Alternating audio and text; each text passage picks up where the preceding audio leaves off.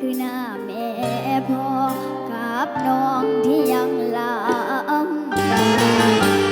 เดินตามฝันเพื่อหวังสักวันให้คนที่หักได้มีที่พึ่งที่พักมีชีวิตดีกว่านี้ต้นทุนที่มีคือใจดวงนี้อยากเป็นหมอลำจังภาพเก็บบุญหมอสามอย่างน้ำเสียงใจที่มีบอกกับความฝันพร้อมทำทุกงานในเส้นทางนี้สักสุดเก็บผ้าเก็บมีขอเพียงได้อยู่ในวงหอบเอาความฝันมาจบอยู่หลังหันเพื่อนฟ้าบันดาลถ้าฝันเมารถมาส่งให้ได้พบพ่อกับพ่อผู้หัวหน้าวงดังดีใจผมยืนงงของหัวหน้าวงรับเขาวงหมอลำหัวหน้าเพิ่นถามอย่าพอลำพอลองได้บ่ต่อไปพอได้อยู่พอแต่ว่าบ่เก่งขึ้นหลังถวยหลังสามบอกขึ้นว่าพอคือสิเมตาเด็กน้อยตา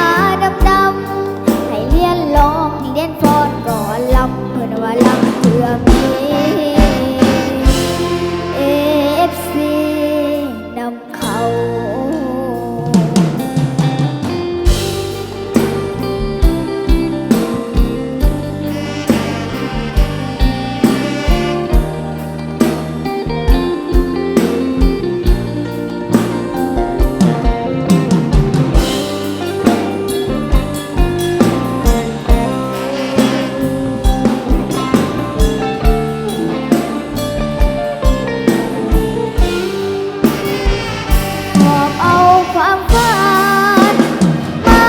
จบอยู่หลังหันเพื่อนฟ้าบันดาลพาฝันเขารถมาส่งให้ได้พบพ่อกับพ่อผู้หัวหน้าวงจังดีใจของยืนงงของหัวหน้าวงรับเขาวงหมอลำหัวหน้าเพิ่นถามอีหลาพอลำเขาลองได้บ่ต่อไปพอได้อยู่พอแต่ว่าบ่เก่งขึ้นหลังถวยหลังสามบอกขึ้นว่าพอคือสิเมตาเด็กน้อยตาดำๆให้เรียนลองเรียนฟ้อนก่อนลำเพิ่นว่าลำเถื่อมี FC นำเขา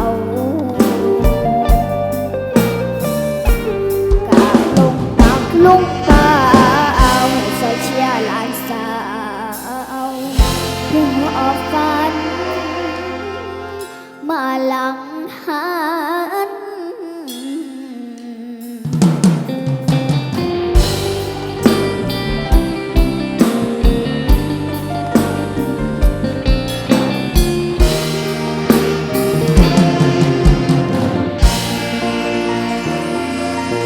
ขอบคุณรางวัลน้ำใจค่ะ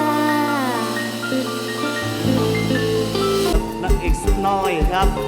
เสียงตัดสะออนอายสักดาพรครับฝากพี่ฝากน้อง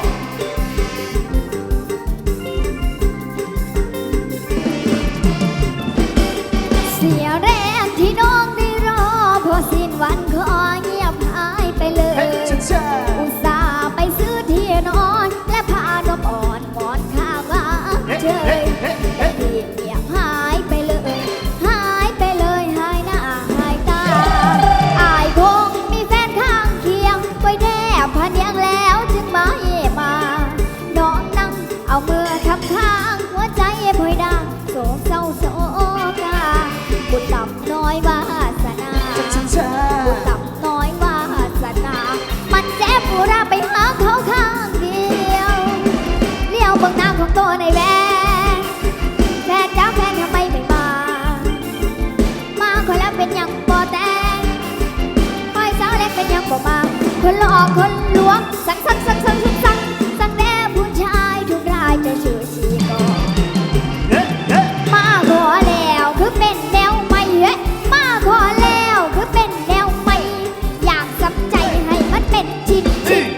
มเด็กละไอ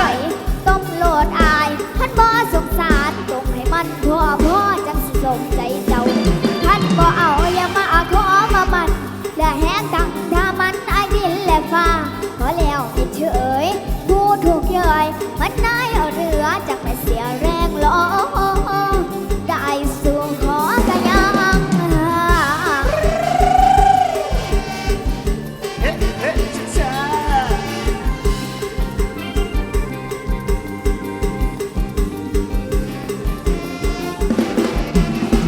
เลี้ยวบังหน้าของโตในแว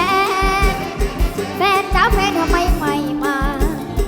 มาขอแล้วเป็นอย่างบ่แต่คอยเจ้าแดงเป็นอย่างบ่มาคนหลอกคนลวงสั่งสั่ง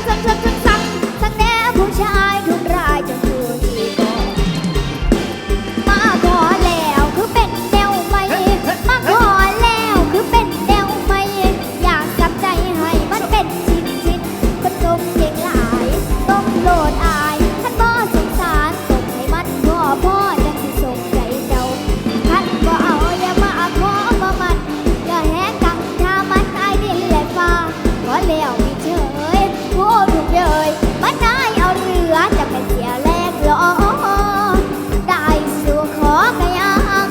ช้า